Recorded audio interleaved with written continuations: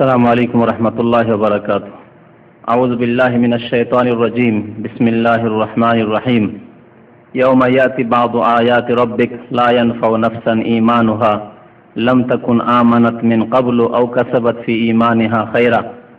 মহান আল্লাহ রব্বুল আলামিনের সমস্ত প্রশংসা, যে আল্লাহ তার হিকমতে পৃথিবীতে ভালো এবং মন্দ উভয় প্রকারের সৃষ্টি বা বস্তু সৃষ্টি করেছেন। দরুদ ও সালাম নাযিল হোক প্রিয় নবী মুহাম্মদ রাসূলুল্লাহ সাল্লাল্লাহু আলাইহি সাল্লামের উপর, যিনি ভালো কাজের জন্য উৎসাহিত করেছেন, ভালো কাজের আদেশ দান করেছেন এবং খারাপ পথ, খারাপ কাজ, খারাপ কথা থেকে সতর্ক করেছেন। আল্লাহুম্মা সাল্লি আলাইহি আল্লাহুম্মা বারিক আলাইহি।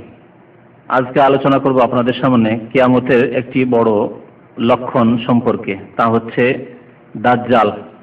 এই দাজ্জাল সম্পর্কে অনেক সহি হাদিস রয়েছে, সহি বুখারীতে, মুসলিমে, এছাড়া অনেক কিতাবেই অনেক হাদিস রয়েছে এই ক্ষেত্রে। এই জন্য চিরসত্য দাজ্জালের আগমন, দাজ্জাল আসবে, এটি সত্য এবং এটি ঈমান বিল গায়ব, অদৃশ্যের প্রতি বিশ্বাস, না দেখে বিশ্বাস, যা আল্লাহ এবং তার রাসূল বলেছেন। না দেখা জিনিস যা এখন আমরা দেখিনি, কিন্তু সেগুলির প্রতি ঈমান নিয়ে আসতে হবে, যেহেতু মহান আল্লাহ বা তার রাসূল সাল্লাল্লাহু আলাইহি সাল্লাম সে সম্পর্কে বলেছেন।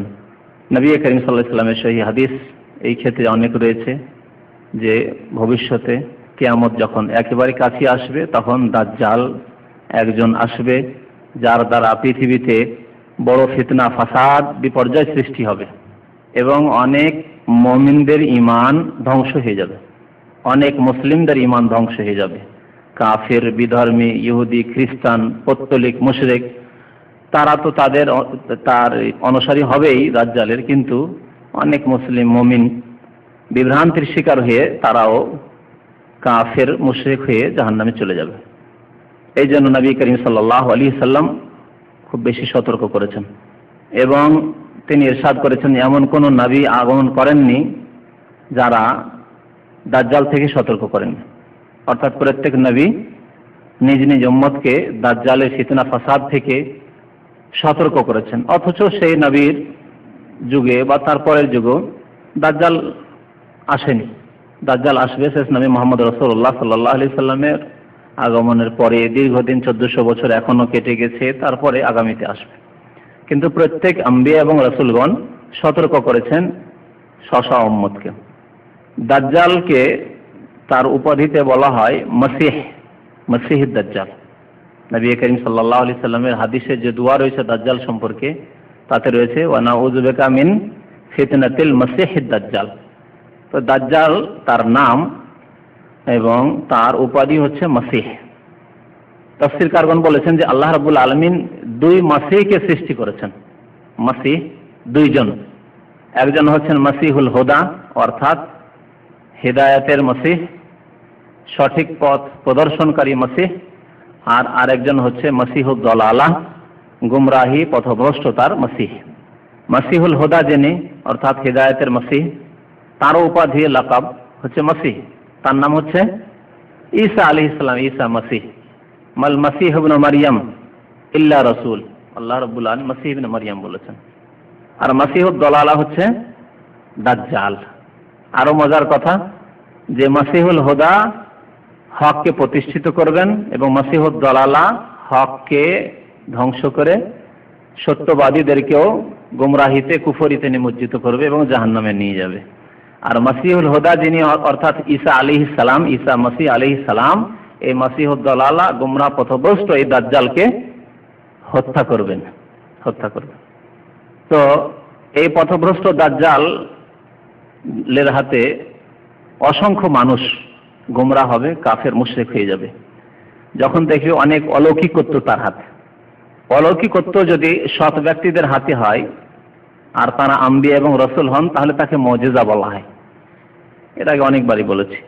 আর যদি সৎ ব্যক্তিদের হাত থেকে প্রকাশ পায় আল্লাহর আদেশে, আর তারা আম্বিয়া এবং রাসূল না হন, মানুষ, এমনি মানুষ হন, অর্থাৎ আল্লাহর নেক বান্দা, সালেহিন, ওলি আউলিয়া, তাহলে একে কারামত বলা হয়। আর যদি অলৌকিকত্ব দেখা যায়, প্রকাশ পায় কোন গোমরাহ, পথভ্রষ্ট, ফাসিক, মুশরিক, বিধর্মীর হাতে, কোনো হিন্দুর হাতে, ইহুদির হাতে, খ্রিস্টানের হাতে, কোনো কবর মাজার পূজারীর হাতে, কোনো বন্ডপী যারা কবর মাজার পূজার দাওয়াত দিচ্ছে, অথচ দেখাচ্ছে অলৌকিকত্ব আপনাকে। আমাদের দেশের অনেক জাদুঘর রয়েছে, জাদু দেখে, ম্যাজিক দেখায়, তারা অনেক অলৌকিকত্ব দেখাচ্ছে। কি আল্লাহর ওলি বলবেন? কারামত বলবেন না, ম্যাজিক। তো এইরকমই অলৌকিকত্ব দেখা যাবে এই গোমরাহ পথভ্রষ্ট কাফের দাজ্জালের হাতে। আর যার ফলে অনেকে গোমরাহ হবে। দেখা যাবে সে আদেশ করছে মেঘকে, ইশারা করছে মেঘকে, সাথে সাথে বৃষ্টি বর্ষণ আরম্ভ। অলৌকিকত্ব। আদেশ করবে জমিনকে, মাটিকে আদেশ করবে যে তাড়াতাড়ি তোমার ফসলকে বের করো, ফসল উদ্গত করো। তাড়াতাড়ি ফসল উদ্গত হবে, আর সাথে সাথেই ফসল পেকে যাবে, কেটে মেরে নিয়ে আসবে মানুষ সাথে সাথে। এই অলৌকিকত্ব মানুষ দেখবে। এইরকম অনেক অলৌকিকত্ব দেখবে, যার ফলে গোমরাহ হয়ে যাবে মানুষ। তার সাথে দেখবে জান্নাত, আর তার সাথে দেখবে জাহান্নাম, আর তার জান্নাত হচ্ছে জাহান্নাম। যেমন নবী করিম সাল্লাল্লাহু আলাইহি ওয়াসাল্লামের হাদিস রয়েছে যে জান্নাতটি সে দেখাবে সেই জান্নাত হচ্ছে জাহান্নাম, আর যে জাহান্নামটি দেখাবে সেটি হচ্ছে মুমিনদের জন্য জান্নাত। অর্থাৎ সেই সময় যদি ঈমানের উপর অটল থাকতে পারে আর তার জাহান্নামে যাওয়া বরদাস্ত করতে পারে, কিন্তু কুফরি করছি না, আল্লাহকে ছাড়ছি না, তাহলে সে জান্নাতে যাবে। পক্ষান্তরে যে হচ্ছে সে জান্নাতের কথা বলছে, এই তো জান্নাত দেখাচ্ছে, সুতরাং তাকে মানি না, তার অনুসরণ করি না, সেই তো এলা, তাকে যখন জান্নাত দেবে তার জন্য সেটি জাহান্নাম, জাহান্নামে পরিণত হবে। দাজ্জালকে মাসিহ বলা হয় কেন? এই ক্ষেত্রে দুইটি উক্তি রয়েছে বা মত রয়েছে। একটি হচ্ছে যে তার ডান চোখটি লেপা থাকবে, কোন জিনিস যেমন লেপা থাকে, লেপানো থাকে, এইরকম। মাসাহা মানে হাত ফিরিয়ে দেওয়া বা কোনো লেপে দেওয়া, একে বলা হয় প্রলেপ, একে বলা হয় মাসাহ। এই জন্য আমরা হাত ফেরানোকে কি বলি? মাসা করা বলি, মাথার মাসা করা বলি, মোজার মাসা করা বলি। আর আরেকটি মত হচ্ছে যে মাসাহা মানে হচ্ছে বিচরণ করা। সে অল্প কয়েকদিনের মধ্যে, 40 দিনের কথা নবী করিম সাল্লাল্লাহু আলাইহি ওয়াসাল্লাম বলেছেন, 40 দিনে সারা পৃথিবী ভ্রমণ করবে, মাত্র 2টি শহর ছাড়া সারা পৃথিবী বিচরণ করবে সে। এই জন্য তাকে মাসিহ বলা হয়েছে। এই দুটি উক্তি সম্পর্কে রয়েছে, তাকে মাসিহ কেন বলা হয়েছে। তার নাম দাজ্জাল। দাজ্জাল কেন বলা হয়? দাজ্জাল, দাজাল শব্দ থেকে। দাজাল মানে হচ্ছে কোন জিনিসের সংমিশ্রণ, মিক্সচার। তো তাকে দাজ্জাল কেন বলা হয়? এই জন্য যে সে হক এবং বাতিলকে একাকার করে দেবে।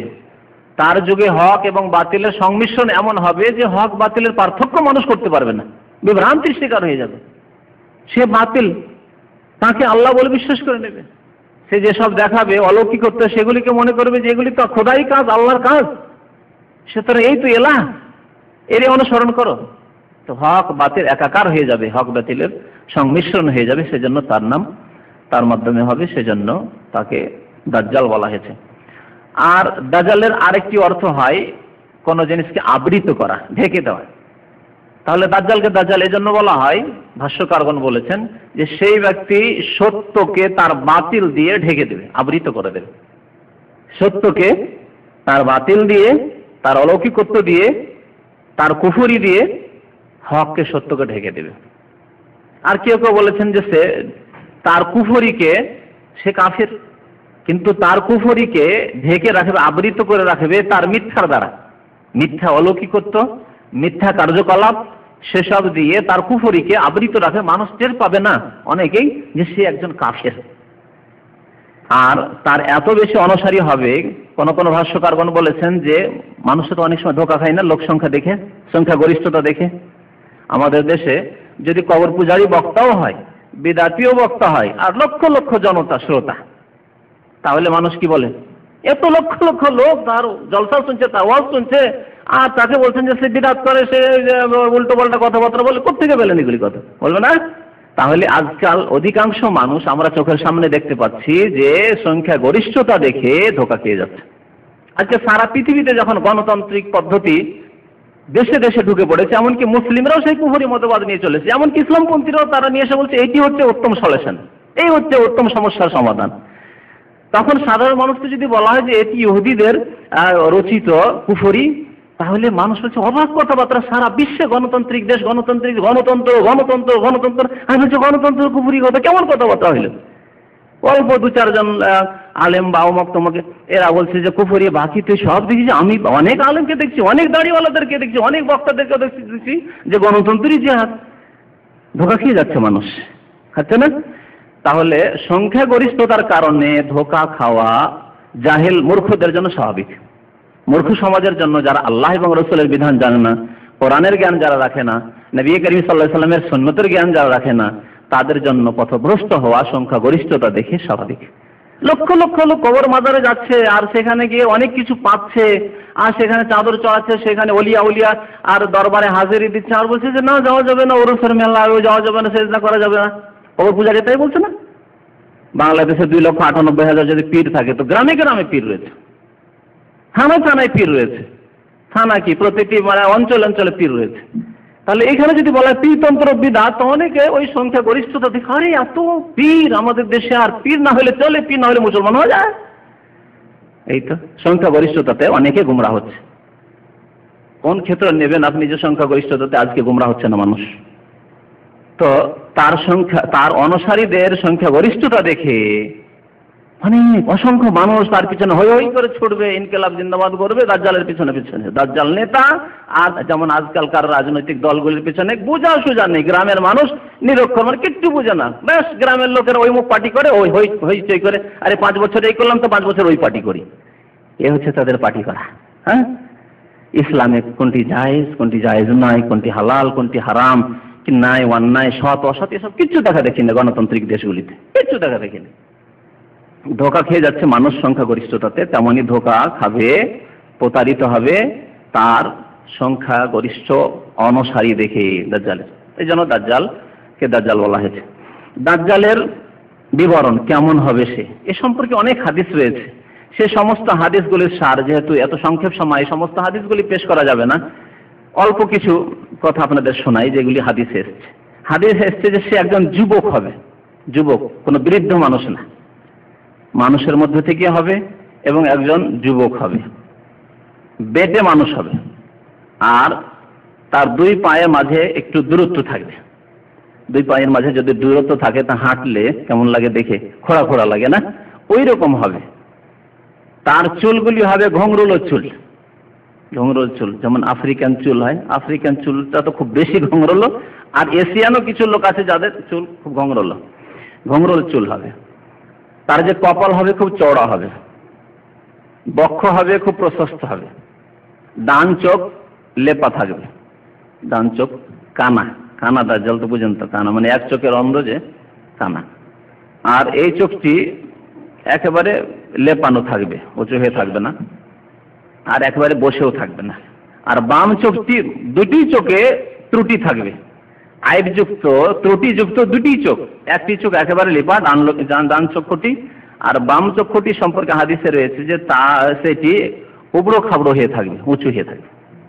আর তার 2 চোখের উপরে অর্থাৎ কপালে লেখা থাকবে, 2টি হাদিস রয়েছে এই ক্ষেত্রে। একটি হাদিস রয়েছে কাফের লেখা থাকবে, একসাথে কাফের যেমন করে আরবিতে লিখি, কাফের লেখা থাকবে। আর আরেকটি হাদিসে রয়েছে কাফারা লেখা থাকবে, কাফারা, ইয়াকরাউহা কুল্লু মুসলিম, এবং প্রত্যেক মুসলিম সেই কাফের শব্দটি পড়তে পারবে, সে লিখতে পড়তে জানুক আর নাই জানুক পড়তে পারবে। তারপরেও তার অলৌকিকত্ব দেখে প্রতারিত হয়ে যাবে, ধোঁকা খেয়ে যাবে। অনেকে কুফরি করবে, তাকে এলাহ মাবুদ বলে বিশ্বাস করবে।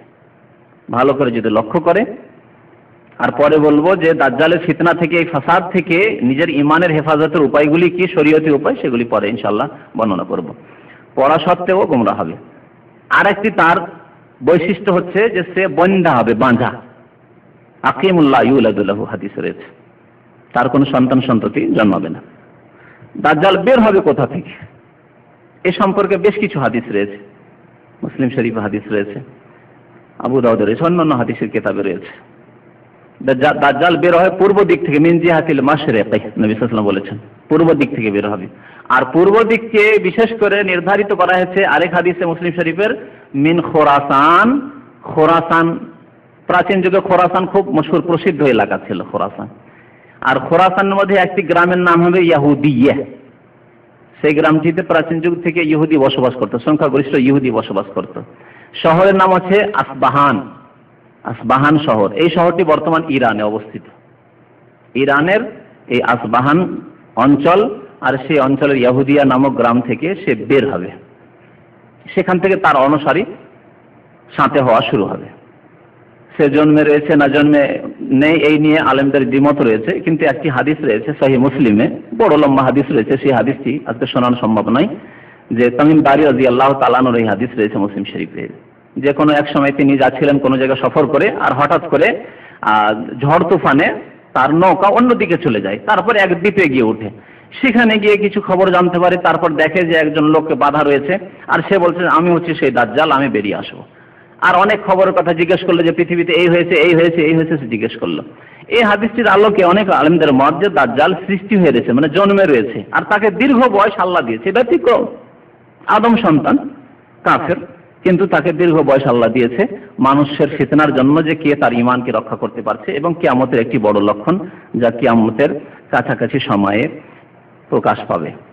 তো এই ক্ষেত্রে হযরত আনাস রাদিয়াল্লাহু তাআলা আনহু একটি হাদিস রয়েছে, ইয়াখরুজুদ দাজ্জাল মিন ইয়াহুদিয়াতি আসবাহান, আসবাহান অঞ্চলের বা শহরের ইয়াহুদিয়া নামক গ্রাম থেকে দাজ্জাল প্রকাশ পাবে, বের হবে। মাহু সাবউনা আলফা মিনাল ইয়াহুদ, যখন প্রথম বের হবে তখন তার অনুসারী হবে ইহুদিরা, আর তার সাথে 70,000 ইহুদি থাকবে।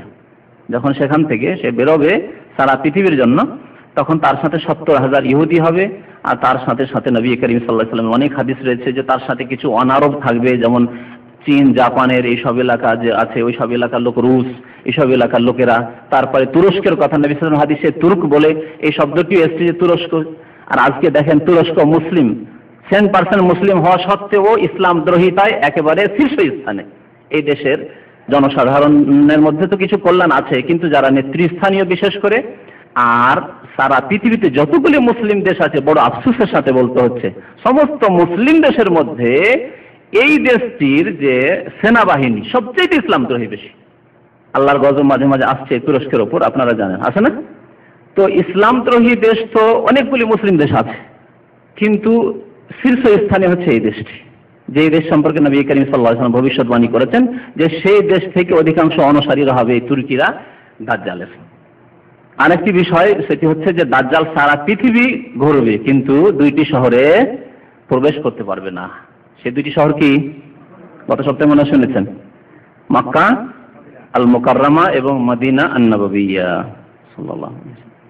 এই ক্ষেত্রে ফাতিমা বিনতে কায়েস রাদিয়াল্লাহু তাআলা আনহা তার হাদিস বর্ণিত রয়েছে মুসলিম শরীফের হাদিস, ইন্নাদ দাজ্জাল, কাল দাজ্জাল নিজে বলেছে, ওই যে ওই দ্বীপে যে তামিম দারি সেখানে পৌঁছিল আর দেখা হলো, দাজ্জালের বক্তব্য, সে বলতে কি যে ফাখরুজু, আমি বের হব, আমি অচিরেই বের হব, খুব শীঘ্রই বের হব, আর কি ফাসিরু ফিল আরদ, সারা পৃথিবীতে আমি ভ্রমণ করব, ফালা আদাউ কারিয়াতান ইল্লা হাবাতুহা, আমি কোনো এমন গ্রাম ছাড়বো না যেখানে আমি প্রবেশ করব না, প্রত্যেকটি গ্রামে গ্রামে এলাকায় এলাকায় আমি প্রবেশ করব।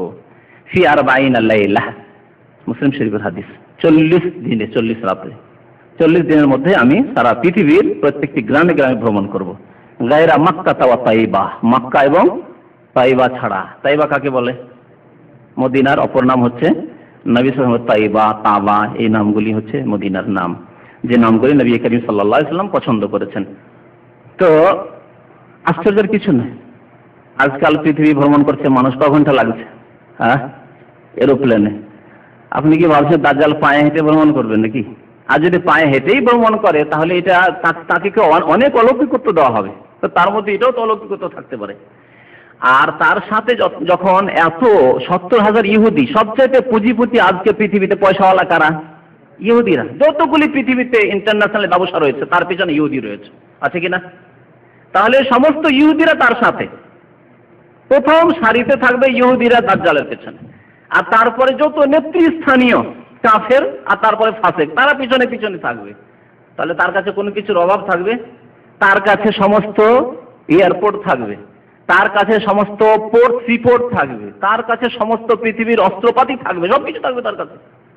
এই জন্য আমরা এত সীমিত চিন্তাধারা করবো না দাজ্জাল পায়ে হেঁটে হেঁটে ইয়ে করবে, তাহলে তো মেরে দিত। তাহলে অনেক সরকার এরকম রয়েছে যারা মেরে দিত, কিন্তু সবাই তার ভক্ত হবে। এই যে যেগুলি আজকে বর্তমান যুগে শক্তিশালী সরকার, সেগুলি তো আরো শক্তিশালী হয়ে থাকতে পারে সেই যুগে, থাকবেই তো, পৃথিবী থাকবে, পৃথিবীর মানুষ থাকবে, বরং এর সাথে কত উন্নতি করে যাবে পৃথিবী হয়তো 200-400 বছরের মধ্যে। চিন্তা করতে পারছেন 10 বছরের মধ্যে কি হয়েছে অবস্থা পৃথিবীর, বলেন তো দেখি। আপনি যদি 20-30 বছর আপনার বাল্য জীবনে কোথায় ছিলেন আর এখন পৃথিবী কোথায় গেছে, যদি আপনি 20-30 বছরের মধ্যেই চিন্তা করেন তাহলে কত দূর এগিয়ে গেছে পৃথিবী। হ্যাঁ, তাহলে সারা বিশ্বের যত শক্তি রয়েছে, আর্থিক শক্তি, রাজনৈতিক শক্তি, সমস্ত রকমের শক্তি, যান্ত্রিক সভ্যতার যত শক্তি, টেকনোলজি, সবকিছু সে ব্যবহার করবে, তার অনুসারীদের কাছে থাকবে। 40 দিনের মধ্যে সারা পৃথিবী ভ্রমণ করবে, এই কথাটি বোঝা খুব সহজ, এইভাবে বুঝতে হবে। দাজ্জালের অনুসারী কারা, যে কথাটির দিকে একটু আগে ইঙ্গিত করছিলাম, এই ক্ষেত্রে অনেকগুলি হাদিস আছে। তার খোলাসা সার কথা হচ্ছে দাজ্জালের প্রথম সারির অনুসারী মানে ভক্ত ক্যাটাগরি থাকে না, প্রত্যেকটি দলের যে নেতা আছে ওর মধ্যে ভক্তের ভাগ আছে, যে কোন এলাকার লোকেরা বেশি ভক্ত আছে না। প্রত্যেক নেতার, আপনার দেশের নেতাদেরকে দেখুন তো, অমুক এলাকার লোকেরা বেশি ভক্ত অমুক নেতা অমুক নেত্রী আছে। তো ওই রকমই দাজ্জালের সবচেয়ে বেশি ভক্ত যারা হবে তারা হবে মিনাল ইহুদি। তারপরে হবে ওয়ান আরব, যেমন রাশিয়া আছে, চায়না আছে, আপনার জাপান আছে, কোরিয়া আছে, যত দেশগুলি এই দেশগুলি আছে সব দেখেন অমুসলিম সমস্ত দেশ। আর তারপরে শুধু অমুসলিম নয়, আগেই বলেছি যে মুসলিম অধিকাংশ ফাসিকরা সব তার অনুসারী হয়ে যাবে। মুমিনদের ঈমানকে টিকিয়ে রাখা এটি বড় কষ্টকর হয়ে পড়বে। সেই সময় যারা ফাসিক মুসলমান হইচই করে ছুটবে ইনকিলাব জিন্দাবাদ, যেমন আজকাল ইনকিলাব জিন্দাবাদ করছে, হ্যাঁ পার্টির পিছনে, কেউ তো কমিউনিস্ট, কেউ কংগ্রেস, কেউ আওয়ামী লীগ, কেউ বিএনপি, এই করছে, আর কিছুই বুঝে না তারা, তাদের আদর্শের কিছুই বুঝে না। হ্যাঁ, মনে করে যে এটি হচ্ছে আমাদের সুখের পথ। ইহুদি, অনারব, আজমিরা এবং তুরস্কের লোকেরা। আর অধিকাংশ এদের মধ্যে থেকে কারা হবে? আল আরাব ওয়ান নিসা। দাজ্জালের অনুসারী হবে যারা গ্রামে বসবাসকারী অশিক্ষিত মানুষ, যাদের মধ্যে ইসলামিক শিক্ষা দীক্ষা থাকবে না। বেদুইন মানে আরবের বেদুইন শুধু নয়, আমাদের শুধু বেদুইন আছে যারা লেখাপড়া জানে না, আর লেখাপড়া জানলেও হয়তো পিএইচডি করেছে সায়েন্সের ওপর, টেকনোলজির ওপর, আর ইসলাম সম্পর্কে একেবারে আরাব, একবার বেদুইন। ঠিক কিনা বলেন? পিলার অফ ইমান কয়টি তা বলতে পারবেন না, অথচ পিএইচডি করেছে সে সায়েন্সের টেকনোলজিতে, ইঞ্জিনিয়ার হয়েছে, অমুক হয়েছে, তমুক হয়েছে। পিলার অফ ইমান কয়টি তাই বলতে পারে না। হ্যাঁ, কয়েক তো নামাজ, আর নামাজ কি বলে তাই জানে না সে। তাহলে কি বলবেন তাদেরকে? নামাজের ফরজ, ওয়াজিব, সুন্নাত তাই জানে না, ইসলাম আর কুফরির পার্থক্যই জানে না সে। আজকাল অধিকাংশ আমি শিক্ষিত, জেনারেল শিক্ষিতদের দেখেছি, যারা কলেজ ইউনিভার্সিটি থেকে ভালো শিক্ষিত, তাদের অধিকাংশ মানুষের সাথে কথা বলে দেখেছি, অধিকাংশ যারা দিন চর্চা করে না তাদের কথা বলছি। যারা কলেজ ইউনিভার্সিটিতে পড়েছে কিন্তু দিন চর্চা করে, তাদের তো কিছু জ্ঞান আছে, আলহামদুলিল্লাহ জ্ঞান আছে। কিন্তু যারা দিন ইসলাম চর্চা করার প্রয়োজন মনে করে না, যথেষ্ট পয়সার জন্য, পেটের জন্য যথেষ্ট শিখে ফেলেছে, তারা বলে যে আরে আল্লাহর সন্তুষ্টি তো সবাই চায়, সবাই জান্নাতে একদিন যাবে, কেন যাবে না? হিন্দু কেন জান্নাতে যাবে না? খ্রিস্টান কেন জান্নাতে যাবে না? ইহুদি কেন জান্নাতে যাবে না? বৌদ্ধ কেন জান্নাতে যাবে না? শিখ কেন জান্নাতে যাবে না? সবাই তো চায় আল্লাহর সন্তুষ্টি। পথ শুধু বিভিন্ন, কিন্তু টার্গেট, লক্ষ্য উদ্দেশ্য তো এক। হ্যাঁ, তারা বলে যে ঢাকা যাব, না হয় কলকাতা যাব, না হয় দিল্লি যাব, বিভিন্ন এলাকা থেকে আসবো, কিন্তু গন্তব্যস্থান তো একটি, সেটা সবাই পৌঁছবে গন্তব্যস্থানে। ঠিক কিনা? এইসব দুনিয়াবি অবান্তর যুক্তি পেশ করে কোরআন এবং হাদিস চর্চাও করলো না, পড়লো না যে মমিন কে আর কাফের কে, মমিন হচ্ছে আল্লাহর বান্দা, কাফের হচ্ছে আল্লাহ দ্রোহী, তা মোটেই জানার চেষ্টা করলো না।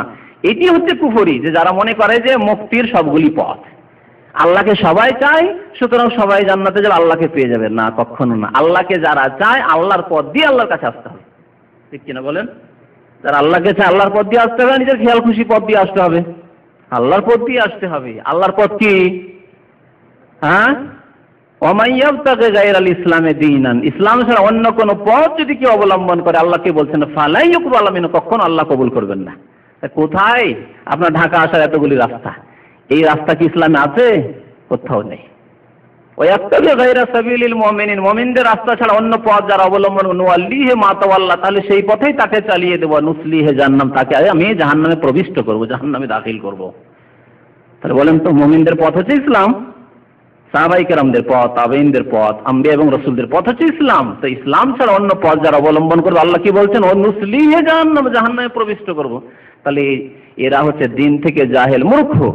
তো এখানে বেদুইন বলার অর্থ এই নয় যে একেবারে নিরক্ষর, মানে কোনো ভাষা জানে না, না, তারা হয়তো পিএইচডি করে রয়েছে, তারা হয়তো বড় বড় শিক্ষিত, কিন্তু দিন সম্পর্কে কিছুই জ্ঞান রাখে না। এরা এই দাজ্জালের অনুসারী হবে। আর দাজ্জালের অনুসারী কারা হবে? ওয়ান নিসা, মহিলারা। বরং একটি হাদিস আছে যে ওই সংখ্যা গরিষ্ঠতা হবে মহিলাদের দাজ্জালের পেছনে পেছনে। রহস্য জানেন? মহিলারা কিন্তু তাড়াতাড়ি প্রভাবিত হয়। মহিলাদের উপর সাধারণ জিনিসের প্রতিক্রিয়া শুরু হয়ে যায়, হয় না? যে কোনো ক্ষেত্রে আপনি স্বামী, আপনার মন শক্ত, কোনো একটি সংবাদ আসলে সেটি যাচাই বাছাই করবেন, অত তাড়াতাড়ি সিদ্ধান্ত নেবেন। কিন্তু মহিলারা, আমাদের দেশের মহিলারা দেখবেন কি মুসলিম অমুসলিম কোনো একটি খবর আসলে, আরে অমুক জায়গায় এইরকম নাকি একজন লোক এসছে আর সে পানি পড়া দিচ্ছে আর মাটি পড়ে দিচ্ছে আর সব লোক ভালো হচ্ছে, দেখেন ছুটে সেখানে গিয়ে দেখেন মহিলাদের সংখ্যা বেশি, মহিলাদের সংখ্যা বেশি, ঠিক কিনা? মহিলাদের সংখ্যা বেশি। স্বামীকে বাধ্য করে, না চলো না চলো না, আরে ছেলে মেয়ে সব অসুস্থ, চলো না, শুনছি মাটি পড়া দিচ্ছে আর কি সব ভালো হয়ে যাচ্ছে। মহিলারা এরা হুচুকে, যে হুচুক হয় ওর সাথে সাথে চলে, এরা সব আগে থাকে এরা। তো যখন শুনবে যে আরে আল্লাহ নেমে এসছে পৃথিবীতে আর জান্নাত দেখাচ্ছে আর জাহান্নাম দেখাচ্ছে আর সব কিছু দিতে পারছে, যাকে যা ইচ্ছা, কোন হাদিসে রয়েছে দাজ্জাল বলবে কি দরকার তোমার, কি প্রয়োজন, টাকা পয়সা ধন সম্পদ নাও, অঢেল ধন সম্পদ দেবে। আরে টাকারই তো প্রয়োজন। আজকাল দেখেন টাকার জন্য কি করে না, দিন ধর্ম সবকে ফেলে দিয়ে টাকার পেছনে ছুটছে আজকালকার মুসলমান। অমুসলিমদের কথা তো দূরেই রাখেন একটু। তাহলে সেই সময় যখন মহিলারা শুনবে যে আরে আল্লাহ নেমে এসছে আর যত যা চাও সব দিচ্ছে, তখন কিভাবে সে মহিলারা ছুটবে? আল্লাহু আকবার, আশ্চর্য হবেন। একটি হাদিস রয়েছে নবী করিম সাল্লাল্লাহু আলাইহি সাল্লামের, যে মহিলারা এমন ভাবে ছুটবে যে মদিনার পাশে এসে দাজ্জালকে যখন যে এইরকম এক ব্যক্তি এসছে আর সে সব কিছু দেখাচ্ছে, সে তো আল্লাহ, তখন এরা শুনে এমন পাগল হবে তার সাথে সাক্ষাতের জন্য আর তার অনুসারী হওয়ার জন্য। তখন বাড়ির যে পুরুষ লোকেরা রয়েছে মহিলাদেরকে বেঁধে বেঁধে রাখবে, হাত পা বেঁধে বাড়িতে দরজা বন্ধ করে রাখবে, যাতে করে আমার স্ত্রী পালিয়ে না যায়, আমার বোন পালিয়ে না যায়, আমার মা খালা পালিয়ে না যায়। নবী করিম সাল্লাল্লাহু আলাইহি ওয়াসাল্লাম হাদিস রয়েছে। মহিলারা সামান্য কথাতে প্রভাবিত হয়ে যায়, তাদের অন্তর নরম। এই জন্য পুরুষরা এই যে কলেজ ইউনিভার্সিটিতে এই যে ভালোবাসা ভালোবাসা ভালোবাসার চিঠি এই যে শুরু হয়ে যাচ্ছে আজকাল স্কুল থেকেই, এতে এই পুরুষরা অধিকাংশ মহিলাদেরকে ধোঁকা দেয়। একটি মেয়ে মনে করলো যে এই হচ্ছে আমার জীবনের সাথী, মনে হয় যাকে পেল সামনে একটা চিঠি যার পড়ে গেল তার হাতে, মনে করলো এই হচ্ছে আমার জীবনের সাথী আর হিতাকাঙ্ক্ষী, আর ওর চিঠির উত্তরে পাগল হয়ে গেল। আর এইভাবে এই মহিলা জাতিকে শোষণ করছে এই ফাসেকরা, এই নাজায়েজ সম্পর্কের মাধ্যমে, অবৈধ সম্পর্কের মাধ্যমে। কথা ঠিক কিনা বলে? কত মহিলারা এইভাবে ধর্ষিতা হচ্ছে, ইজ্জত নষ্ট করছে, জীবন নষ্ট করে দিচ্ছে এই আশা নিয়ে যে আমাকে বিয়ে করতো আর আমাকে অন্তর থেকে ভালোবেসে, কিন্তু আসলে অন্তরে তার একটু ভালোবাসা নেই ওই শয়তানের। এই ক্ষেত্রে অনেক হাদিস রয়েছে যে দাজ্জালের অনুসারীদের সম্পর্কে। একটি হাদিস রয়েছে মুসলিম শরীফে, নবী করিম সাল্লাল্লাহু আলাইহি ওয়াসাল্লাম ইরশাদ করেছেন, ইয়াতবাউ দাজ্জাল মিন ইয়াহুদি আসবাহান ৭০,০০০। আসবাহান, এখনো এই আসবাহান শহরটি যে ইরানে রয়েছে, এখানে প্রচুর ইহুদি বসবাস করে। এখানকার ৭০,০০০ ইহুদি দাজ্জালের অনুসরণ করবে, দাজ্জালের পেছনে পেছনে ছুটবে। এরা নেতৃত্ব দেবে দাজ্জালের পেছনে পেছনে। আলাইহিম তিয়ালাসা, এরা এক ধরনের টুপি পরবে, ইহুদি টুপি। ইহুদিদের এক ধরনের টুপি আছে, সেই টুপি তারা পরে থাকবে। আব্দুল্লাহ বিন উমর রাদিয়াল্লাহু তাআলা হাদিস রয়েছে, ইয়ানজিলু দাজ্জাল ফি হাযিহিস সাবিখা, দাজ্জাল সারা পৃথিবী ঘুরে এসে মদিনার কাছে পৌঁছবে। মদিনার কাছে, মদিনা থেকে মসজিদ নববী থেকে পশ্চিম দিকে একটি গ্রাম রয়েছে, বর্তমান শহরে শামিল হয়ে গেছে, জোরফ বলে। যারা মদিনায় হতে থেকেছেন বা ওই দিক থেকে গেছেন, জোরফ বলে এখনো পরিচিত। মদিনা ইউনিভার্সিটি থেকে আরেকটু দূরে ৩-৪ কিলোমিটার হবে জোরফ এলাকা।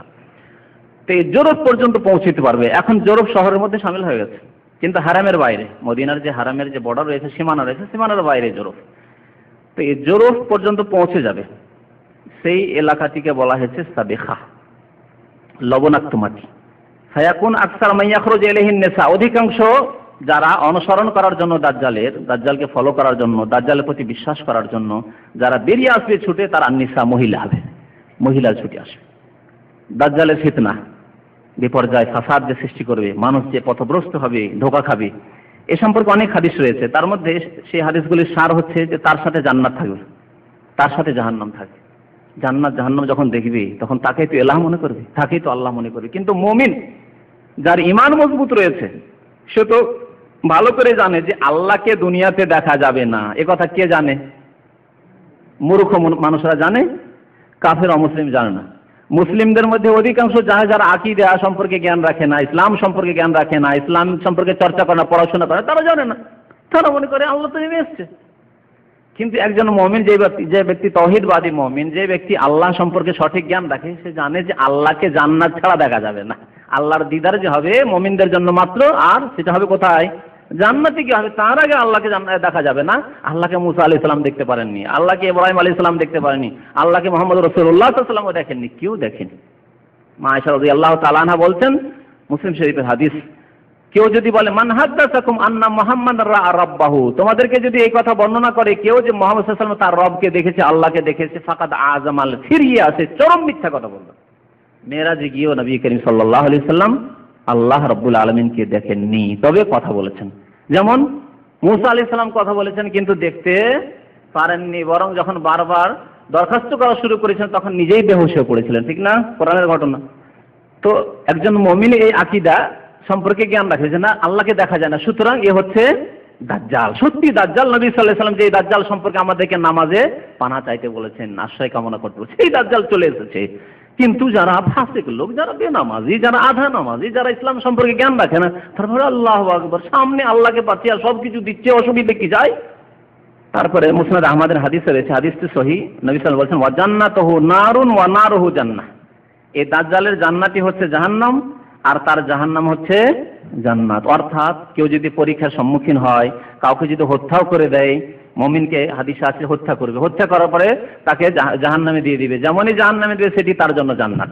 সেই সময় বরদাস্ত করতে হবে যদি সামনে সম্মুখীন হয়ে যায়, আর না হলে সেখান থেকে পালাবার চেষ্টা করবে। যেখানে শোনা যাবে যে দাজ্জাল এসেছে সেখান থেকে পালায়ন করার চেষ্টা করতে হবে, যাতে করে তার সম্মুখীন না হতে হয়।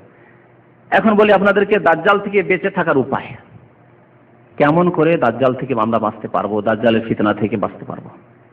এই 4টি ব্যবস্থার কথা কোরআন এবং হাদিস দ্বারা বোঝা যায়। তার মধ্যে একটি হচ্ছে ইসলাম সম্পর্কে, ইসলামের বিধিবিধান সম্পর্কে, ইসলামিক আকীদা অর্থাৎ বিশ্বাস সম্পর্কে এবং ঈমান সম্পর্কে সঠিক জ্ঞান এবং ঈমানের অস্ত্রে সজ্জিত হওয়া।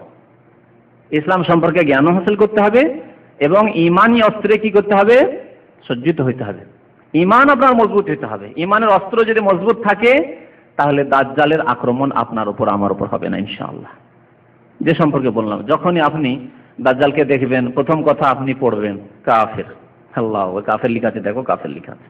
তারপরে যখনই দূর থেকে শুনবেন যে হাতে জান্নাত দেখাচ্ছে, জাহান্নাম দেখাচ্ছে, বৃষ্টি বর্ষণ করছে আর সাথে সাথে ফসলাদি জন্মিয়ে দিচ্ছে আর সাথে সাথে লোকজনে ফসল কাটছে আর যে যা টাকা পয়সা চাইছে, সোনা দানা চাইছে, সবকিছু দিতে পারছে, তখনই আপনি ভেবে নেবেন যে দাজ্জাল, আল্লাহ আসবেন না, দুনিয়াতে আল্লাহর সাথে কারো দেখা হবে না।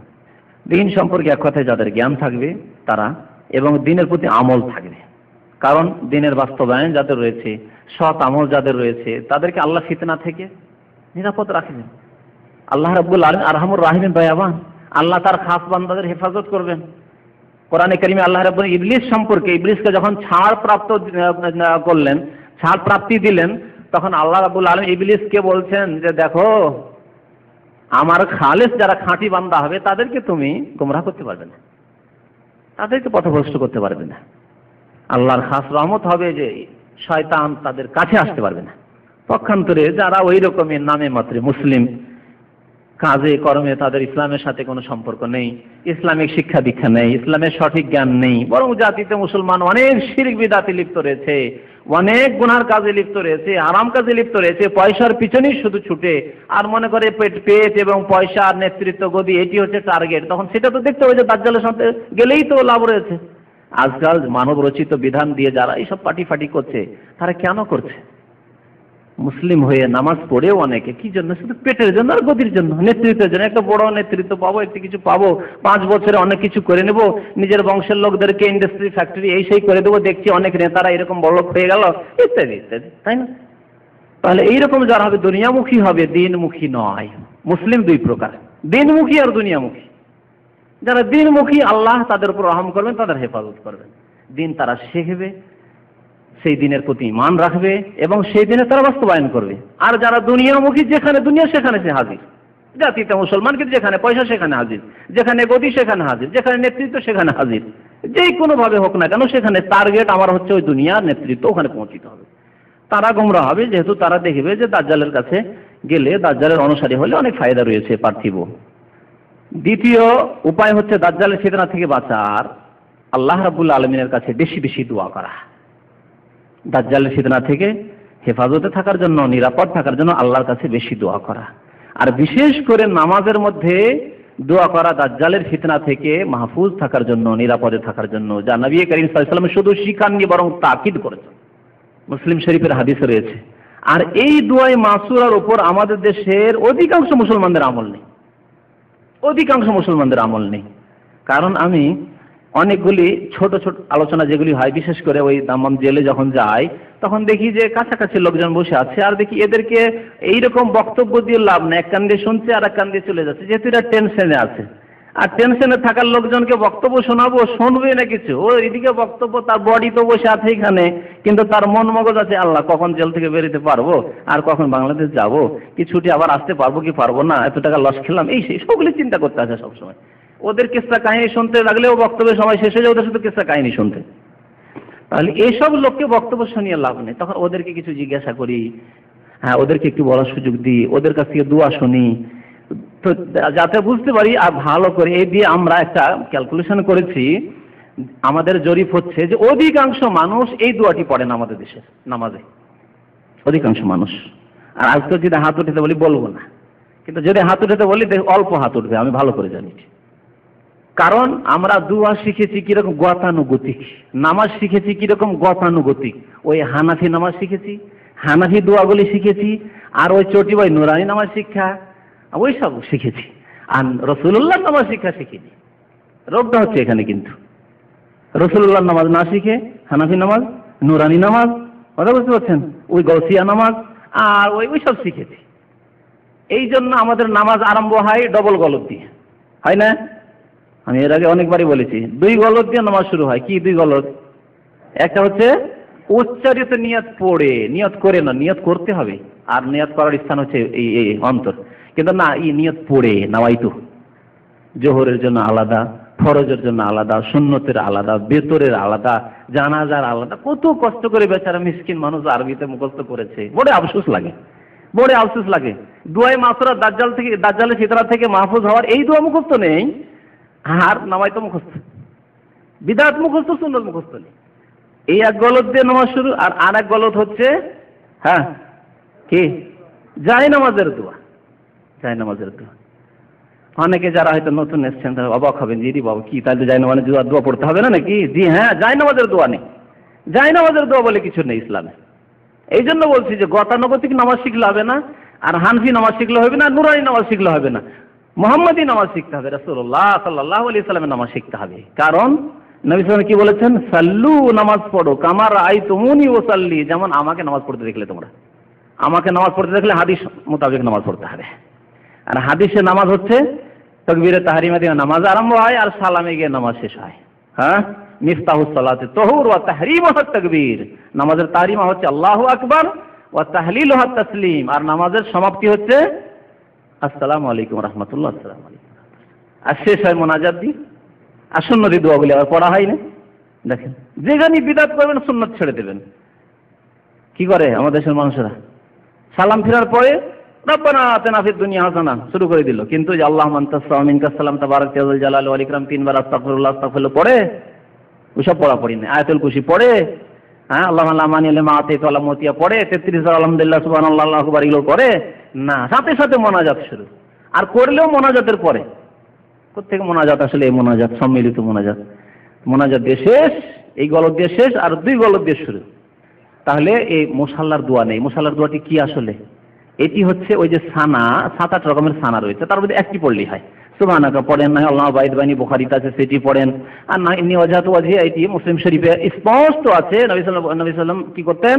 যখন ইযা কাব্বারা তাকবীর বলতেন, সুম্মা কালা, অতঃপর বলতেন ওয়াজহাতু ওয়াজহিয়া। সুম্মা মানে অতঃপর। তাহলে আল্লাহু আকবার বলার পরে কি করতেন? নামাজের ভিতরে তাহলে ওয়াজহাতু ওয়াজহিয়া পড়তেন। আর আমাদের দেশের হানাফি ভাইরা কি করে?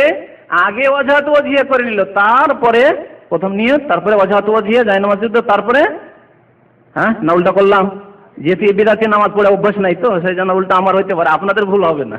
হ্যাঁ, কি আগে আগে জায়নামাজ মানে তা জায়নামাজে দাঁড়াইলে আগে জায়নামাজের দোয়া, তারপরে নামাইতুল বিদাত, ডবল বিদাত হইলো, তারপরে তখন আল্লাহু আকবার বলবো। অথচ নবী বলছেন আল্লাহু আকবার দিয়ে নামাজ আরম্ভ, তার আগে কিছু নেই।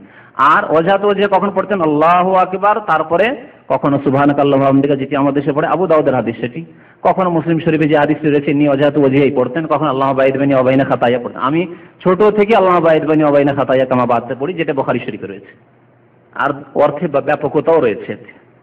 তো কথা হচ্ছে যে এই রকমের বেশ কিছু দোয়া রয়েছে। নবী সাল্লাল্লাহু আলাইহি ওয়াসাল্লাম তাহাজ্জুদে আরো অন্যান্য দোয়া সানাগুলি পড়তেন।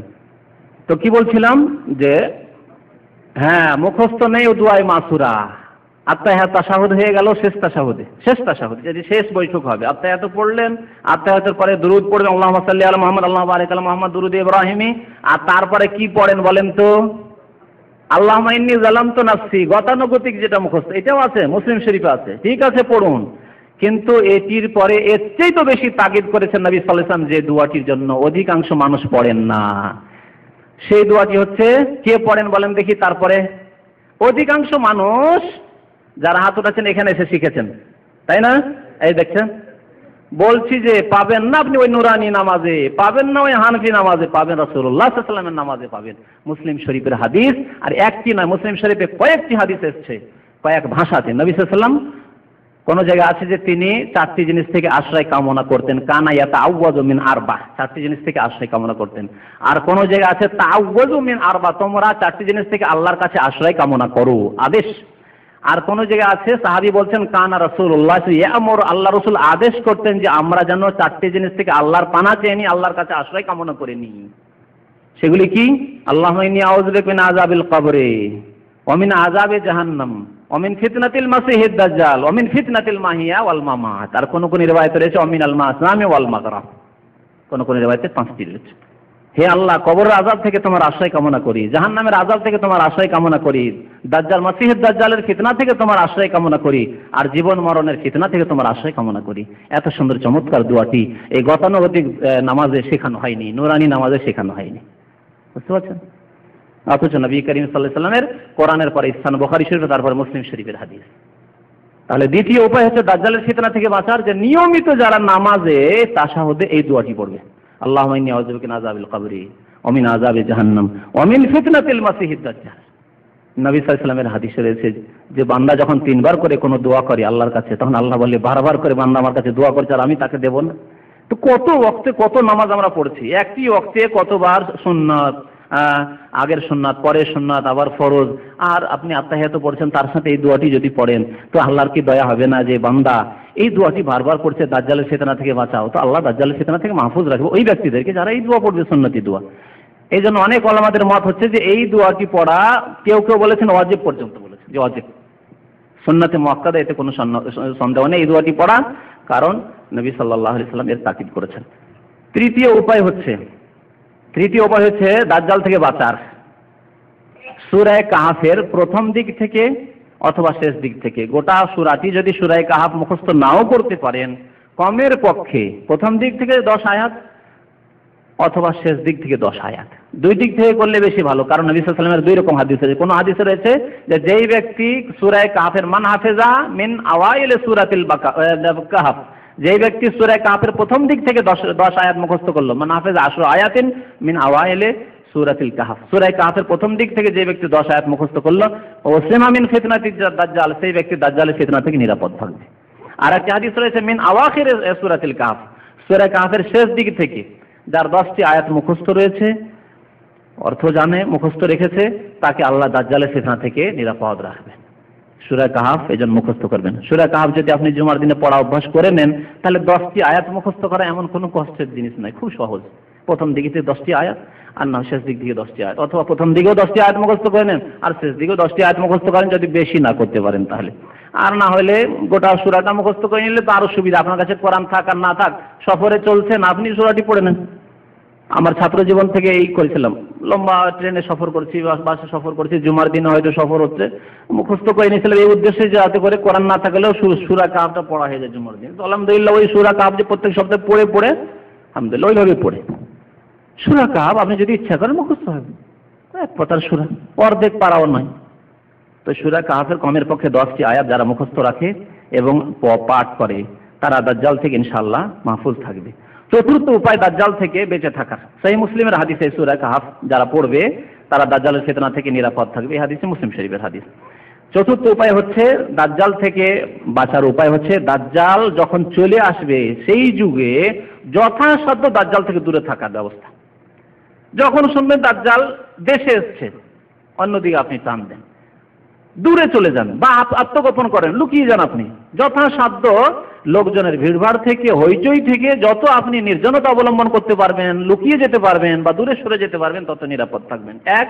আর দ্বিতীয় হচ্ছে নিরাপদ শহর হচ্ছে দুইটি দাজ্জাল থেকে, তা হচ্ছে মক্কা এবং মদিনা। মহান আল্লাহ যাদেরকে তৌফিক দান করবেন, যদি মক্কা এবং মদিনায় বসবাস করতে পারে দাজ্জালের ফিতনার কালে, তাহলে ইনশাআল্লাহ এই দাজ্জালের ফিতনা থেকে নিরাপদ থাকবে। আর একটি বিষয় হচ্ছে দাজ্জাল যে এত বড় একটি বড় ফিতনা হবে, তবু আল্লাহ রাব্বুল আলামিন কোরআনে দাজ্জালের কথা কেন উল্লেখ করেননি? কোরআনে স্পষ্টভাবে দাজ্জালের কথা উল্লেখ নেই। এর হিকমত সম্পর্কে উলামায়ে কেরামরা বলেছেন যে দাজ্জাল যেহেতু ইলাহ হওয়ার দাবি করবে, আল্লাহ হওয়ার দাবি করবে, সেই জন্য আল্লাহ রাব্বুল আলামিন তাকে লাঞ্ছিত রাখার জন্য তার কথা উল্লেখ করেননি। এবং তাকে যিনি হত্যা করবেন অর্থাৎ হযরত ঈসা আলাইহিস সালাম তিনি অবতরণ করবেন, এই কথাও কোরআনে আল্লাহ উল্লেখ করেছেন। আর এর উপরে ক্ষান্ত করেছেন যে যিনি মাসিহুল হুদা হবেন, হেদায়েতের মাসিহ হবেন, তিনি আগমন করবেন এবং তার মাধ্যমে হক সত্য প্রতিষ্ঠিত হবে এবং বাতিল বিতাড়িত হবে। আর কোন কোন তাফসীরকার বলেছেন যে একটি আয়াত প্রথমে আমি পাঠ করেছিলাম, সেই আয়াতে কিছু কিয়ামতের লক্ষণ বা নিদর্শনের কথা বলা হয়েছে। সেই লক্ষণগুলি তিনটি, তার মধ্যে একটি হচ্ছে দাজ্জাল। এই আয়াতটি হচ্ছে মহান আল্লাহ ইরশাদ করেছেন, আউযু বিল্লাহি মিনাশ শাইতানির রাজিম, ইয়াওমা ইয়াতি বাদু আয়াতি রাব্বিক। মহান আল্লাহ ইরশাদ করেছেন সূরা আনআম আয়াত নম্বর 158, যেই দিন তোমার রবের কতিপয় নিদর্শন আগমন করবে। ইয়াওমা ইয়াতি বাদু আয়াতি রাব্বিক, তোমার পালনকর্তা প্রভুর কতিপয় নিদর্শন যখন আগমন করবে, লা ইয়ানফাউ নাফসান ঈমানুহা, সেই দিন কোনো ব্যক্তির ঈমান কাজে আসবে না।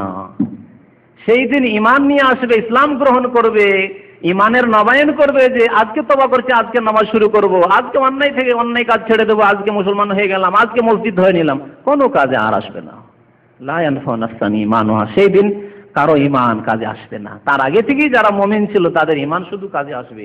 আর সেই দিন যারা কলেমা পড়বে, সেই দিন বেনামাজি নামাজ ধরবে, সেই দিন পাপিষ্ঠ পাপ ছেড়ে দিয়ে তওবা করবে, তওবার দরজা সেই দিন বন্ধ হয়ে যাবে। তওবার দরজা সেদিন বন্ধ হয়ে যাবে। লা ইয়ানফাউ নাফসান ঈমানুহা লাম তাকুন আমানাত মিন ক্বাবলু, যারা এর আগে ঈমান নিয়ে আসেনি, এর আগে ছিল কমিউনিস্ট, এর আগে ছিল নাস্তিক, এর আগে ছিল সেকুলার ধর্ম নিরপেক্ষ, এর আগে ছিল বিধর্মী, এর আগে ছিল পাপিষ্ঠ, তাদের তওবা কবুল হবে না আর তাদের ওই দিনের নতুন করে ঈমানের নবায়ন কাজে আসবে না। লাম তাকুন আমানাত মিন ক্বাবলু আও কাসাবাত ফি ঈমানিহা খায়রা, যারা এর আগে সৎকর্ম করেনি, ভালো কাজ করেনি। তো এই আয়াত সম্পর্কে তিরমিজিতে হাদিস রয়েছে, নবী করিম সাল্লাল্লাহু আলাইহি ওয়াসাল্লাম ইরশাদ করেছেন যে এই যে বাদু আয়াত রব্বিক, তোমার রবের কতিপয় নিদর্শন যখন চলে আসবে তখন কারো ঈমান কোনো কাজে আসবে না। নবী সাল্লাল্লাহু আলাইহি ওয়াসাল্লাম বলছেন সেটি হচ্ছে তিনটি। একটি হচ্ছে দাজ্জাল, আর একটি হচ্ছে পশ্চিম দিক থেকে সূর্য উদিত হওয়া, আর তৃতীয় হচ্ছে জন্তু একটি আসবে, বড় জন্তু, আর সেই জন্তু এসে মানুষের সাথে কথা বলবে, পশুতে কথা বলবে। এই লক্ষণটি ইনশাআল্লাহ তাআলা আগামী সপ্তাহগুলিতে সময় মোতাবেক আলোচনা করবো এই মঙ্গলবারের মজলিসে ইনশাআল্লাহ, যে একটি জানোয়ার আসবে পশু, আর সে পশু মানুষের সাথে কথাবার্তা বলবে, গল্প করবে, কথা বলবে। এটি হবে কিয়ামতের লক্ষণ, একবারে কিয়ামত যখন ঘনিয়ে আসবে, পশ্চিম দিক থেকে সূর্য ওঠার পূর্বকালে। এই তিনটির মধ্যে একটি লক্ষণ যখন চলে আসবে তখন অনেকে তওবা করে আল্লাহু আকবার, আর তো পৃথিবী থাকবে না, আর ধন সম্পদ টাকা পয়সা তো কোনো কাজে আসবে না, এই বাড়ি ঘর ব্যবসা বাণিজ্য নেতৃত্ব গদি তো আর কোনো কাজে আসবে না, সবাই তওবা করবে আর ঈমান নিয়ে আসবে। লাম তাকুন আমানাত মিন ক্বাবলু আও কাসাবাত ফি ঈমানিহা খায়রা, আল্লাহ বলেন লা ইয়ানফাউ নাফসান ঈমানুহা, সেই দিন ঈমান নিয়ে আসা কোনো কাজে আসবে না, সেই দিন মসজিদ ধরা আর কোনো কাজে আসবে না, কোনো কাজে আসবে না। এই তিনটি। নবী সাল্লাল্লাহু আলাইহি ওয়াসাল্লাম আরেকটি হাদিস রয়েছে যে তওবার দরজা খোলা থাকবে যতক্ষণ পর্যন্ত পশ্চিম দিক থেকে সূর্য উদিত না হবে। পশ্চিম দিক থেকে সূর্য উদিত হলে তওবার দরজা একবারে ক্লোজ হয়ে যাবে, বন্ধ হয়ে যাবে। তিরমিজির হাদিস। আর শেষ বিষয়টি হচ্ছে দাজ্জালের ধ্বংস। দাজ্জাল ধ্বংস হবে। ধ্বংস হবে এর আগে বলেছি কার হাতে? হযরত ঈসা মসিহ আলাইহিস সালামের হাতে, এবং তার সাথে থাকবেন ইমাম মেহদি, যার সম্পর্কে এর আগে আলোচনা হয়েছে। এ সম্পর্কে অনেক হাদিস রয়েছে, তার মধ্যে একটি হাদিসের কিছু অংশ শোনাচ্ছি। নওয়াস বিন সামআন রাদিয়াল্লাহু তাআলা আনহু এই দাজ্জালের ফিতনা সম্পর্কে হাদিস বর্ণনা করেছেন, বড় হাদিস হচ্ছে। তার একটু অংশ হচ্ছে যে হযরত ঈসা আলাইহিস সালাম তল্লাশি চালাবেন, কোথায় দাজ্জাল রয়েছে, কোথায় দাজ্জাল রয়েছে তল্লাশি চালাবেন। ফায়াতলুবহু, সন্ধান করার, হাত্তা ইউদরিকু বিবাবে লুদ, লুদ নামক শহরের গেটে গিয়ে তাকে পেয়ে যাবেন। ফায়াকতুলু, আর সেখানে তাকে হত্যা করবে। মুসলিম শরীফের হাদিস। আব্দুল্লাহ বিন আমর ইবনে আস রাদিয়াল্লাহু তাআলা আনহুর আরেকটি হাদিস রয়েছে যে ইয়াখরুজু দাজ্জালু মিন ফি উম্মতি, নবী সাল্লাল্লাহু আলাইহি ওয়াসাল্লাম বলছেন আমার উম্মতের মাঝে দাজ্জাল আগমন করবে, দাজ্জাল আসবে। ফায়াবাসুল্লাহু ঈসা ইবনে মারইয়াম, ঈসা ইবনে মারইয়াম, মারইয়ামের ছেলে ঈসা আলাইহিস সালামকে আল্লাহ প্রেরণ করবেন, পাঠাবেন। ফায়াতুলবু, তার সন্ধান চালাবে কোথায় লুকিয়ে রয়েছে, কোথায় রয়েছে দাজ্জাল। যেহেতু দাজ্জাল তো অনেক ঘেরার মধ্যে থাকবে। আজকে ধরেন তো একজন নেতা বা নেত্রী যে কোথাও থাকছে, কতগুলি বেড়ার মধ্যে থাকছে, তার পর্যন্ত সাধারণ পৌঁছতে পারবে? হ্যাঁ, তাহলে কত মানে সিকিউরিটির ব্যবস্থা থাকছে, তার মধ্যে সে থাকছে। তাহলে দাজ্জালের সিকিউরিটি তখন কেমন হতে পারে চিন্তা করুন তো দেখি। সারা বিশ্বের যে নেতা আর আল্লাহ বলে দাবি করবে নিজেকে, তার সিকিউরিটির ব্যবস্থা কেমন হতে পারে?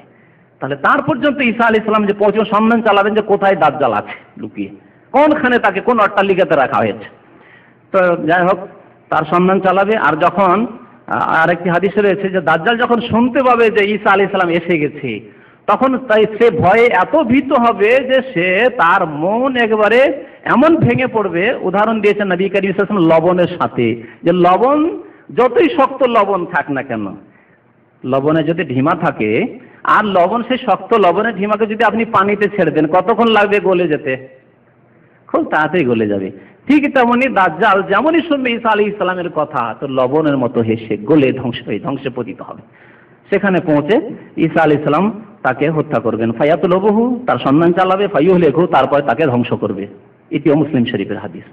তো এই দিয়ে মোটামুটি দাজ্জাল সম্পর্কে যেগুলি গুরুত্বপূর্ণ পয়েন্ট ছিল সেগুলি নিয়ে আলোচনা হয়েছে। আর একটি বিষয় শুধু বাকি আছে, দাজ্জাল সম্পর্কে বেশ কিছু হাদিস আমার কাছে ফটোকপি করা হয়েছে, কিন্তু 1 ঘন্টা হয়ে গেছে, এই জন্য আজকে আর সে আলোচনা যেতে পারছি না। ইনশাআল্লাহ তাআলা কোনোদিন সময় সুযোগ হলে দাজ্জাল সম্পর্কে অনেক হাদিস রয়েছে, সেই হাদিসগুলি কোনো একদিন শোনানো যাবে। আল্লাহ রাব্বুল আলামিন আমাদেরকে যেন দুনিয়া এবং আখিরাতের ফিতনা থেকে নিরাপদ রাখেন। আল্লাহ যেন আমাদেরকে দাজ্জালের ফিতনা থেকে আল্লাহ মাহফুজ রাখেন, হেফাজতে রাখেন। আল্লাহ রাব্বুল আলামিন আমাদের ঈমানের হেফাজত রাখেন। আল্লাহ রাব্বুল আলামিন আমাদেরকে ঈমানের সাথে যেন বাঁচিয়ে রাখেন, ঈমানের সাথে যেন আমাদের মৃত্যু হয়। আল্লাহ রাব্বুল আলামিন আমাদেরকে যেন জান্নাত নসিব করেন। আল্লাহ রাব্বুল আলামিন আমাদেরকে জাহান্নাম থেকে, দুনিয়া এবং আখিরাতের ফিতনা থেকে যেন নিরাপদ রেখে আমাদেরকে দুনিয়া এবং আখিরাতে সুখময় করেন। আমিন। সাল্লাল্লাহু আলা নবিয়িনা মুহাম্মদ ওয়া আলা আলিহি ওয়া সাহবিহি আজমাইন।